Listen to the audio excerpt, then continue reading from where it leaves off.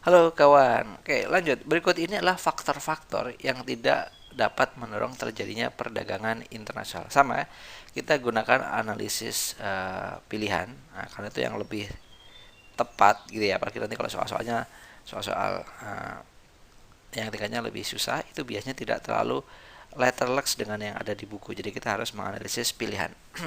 Berikut ini adalah faktor-faktor yang tidak dapat. Nah, lihat clue-nya, tidak dapat mendorong terjadinya perdagangan internasional. Berarti sama aja pertanyaan. Ini adalah faktor pendorong terjadinya perdagangan internasional kecuali gitu ya. Perbedaan sumber daya alam. Oke, ini betul. Nah, buktinya dulu kita kata sejarah dijajah karena rempah-rempah gitu ya. Itu kan buktinya bahwa perbedaan sumber daya alam itulah yang menyebabkan terjadinya perdagangan.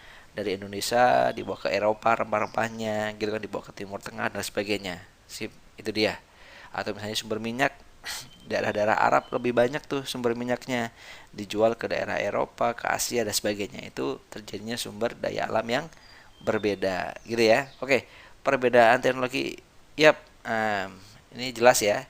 Bisa jadi ada teknologi-teknologi di dalam negeri yang belum ada, sehingga kita membutuhkan dari luar negeri untuk eh, penambahan teknologi atau apa ya istilahnya ya. Ya seperti itulah ya, paham ya maksudnya ya.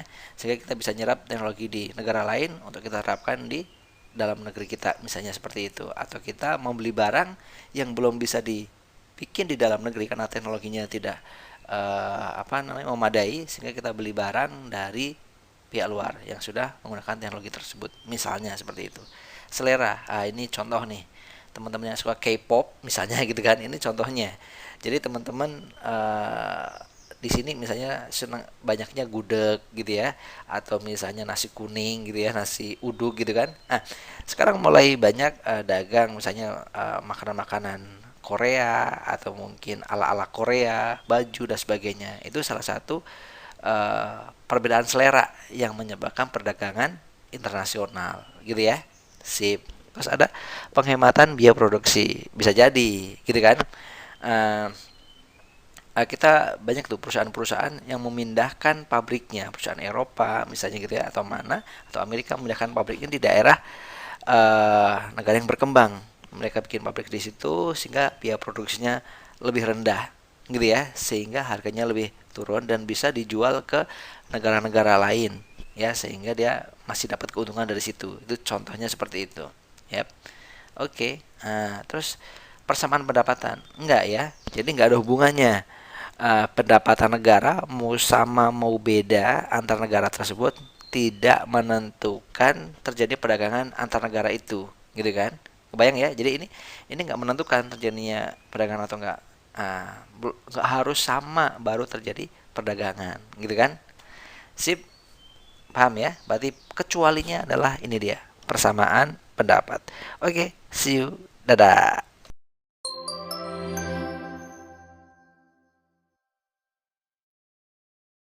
Halo kawan. Oke, berikut ini adalah beberapa hambatan yang mempengaruhi perdagangan internasional. Oke, apa coba ayo. Kita baca lagi ya. Kita juga sama gunakan analisis pilihan. Oke, tidak amannya suatu negara. Betul, dia jadi penghambat. Jadi lihat ini yang jadi hambatan. Oke, kalau suatu negara lagi nggak aman, kita tentu mikir-mikir nih, mau jual ke negara itu atau mau beli dari negara itu. Oke, misalnya negaranya lagi perang atau lagi kena teroris atau lagi konflik, itu biasanya di situ ya, jadi pertimbangan. Oke, aman atau tidaknya dari sebuah negara. Adanya pengenaan biaya masuk yang tinggi. Yap, ya, pajak yang tinggi untuk masuk sebuah barang itu juga menjadi pertimbangan gitu, karena kalau biaya masuknya tinggi otomatis harganya nanti jadi tinggi gitu. Ngerti ya? Itu contoh kemarin yang terjadi juga sama Amerika sama China gitu ya, atau Tiongkok. Mereka saling tinggi-tinggiin biaya masuknya tuh, sehingga biar tujuannya barangnya susah bersaing di dalam negeri gitu ya. Itu sebenarnya salah satu teknik untuk melindungi produk dalam negerinya sih, gitu ya. Itu salah satu jadi penghambat akhirnya. Oke, prosedur ekspor yang impor dan longgar. Kalau ini bukan penghambat justru. Kalau ini justru mempermudah. Adanya ekspor dan impor yang longgar itu justru mempermudah perdagangan internasional, bukan penghambat. Gitu ya. Nah, ini berarti jawabannya nih. Coba kita cek yang lain. Tidak stabilnya kurs mata uang asing. Betul. Kalau kursnya tidak stabil, gitu ya, otomatis orang juga mikir-mikir. Ya kan, misalnya gini nih. Kalian beli laptop nih, sekarang harganya misalnya $1.000.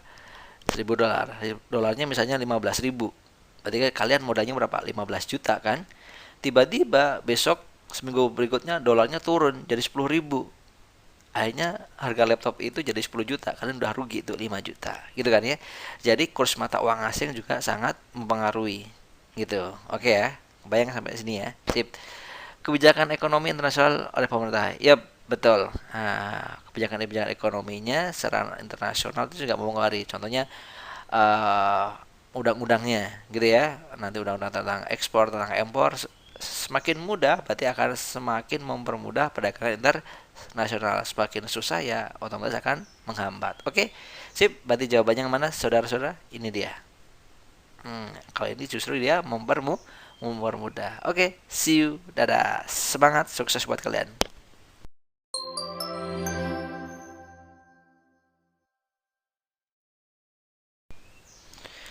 Oke, lanjut. Yuk.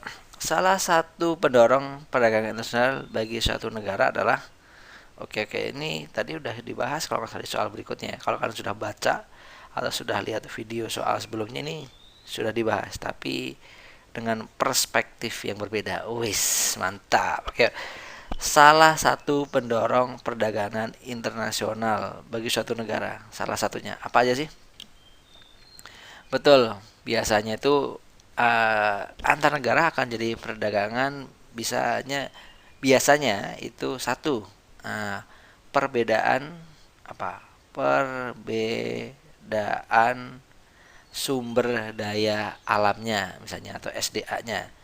Sumber daya alamnya beda tuh. Misalnya ada yang punya minyak, ada nggak punya minyak, misalnya gitu ya. Ada yang punya rempah dan tidak punya rempah, sehingga mereka terjadilah saling berdagang gitu ya. Terus ada penghematan biaya produksi atau efisiensi. Nah, efisiensi ini macam-macam. Misalnya, oke, daripada produksi di dalam negeri sendiri mahal, oke deh kita produksi di luar negeri. Atau daripada kita produksi sendiri di dalam negeri masih mahal, oke deh kita beli barangnya dari luar negeri yang udah jadi, misalnya, karena beli dari luar negeri lebih murah nih misalnya. Oke ya, kebayang ya sampai situ ya. Oke, sip. Itu fungsi efisiensi atau adanya perbedaan teknologi. Nah, adanya perbedaan teknologi. Misalnya kita akan bikin sesuatu, sedangkan teknologi itu belum didukung di negara kita nih misalnya, gitu ya. Sehingga kita melakukan perdagangan dengan luar negeri. Baik itu mungkin perdagangan alatnya bisa jadi atau perdagangan produknya yang sudah menggunakan teknologi yang mereka punya, seperti itu. Itu contohnya. Terus ada juga nih lifestyle atau selera sebenarnya.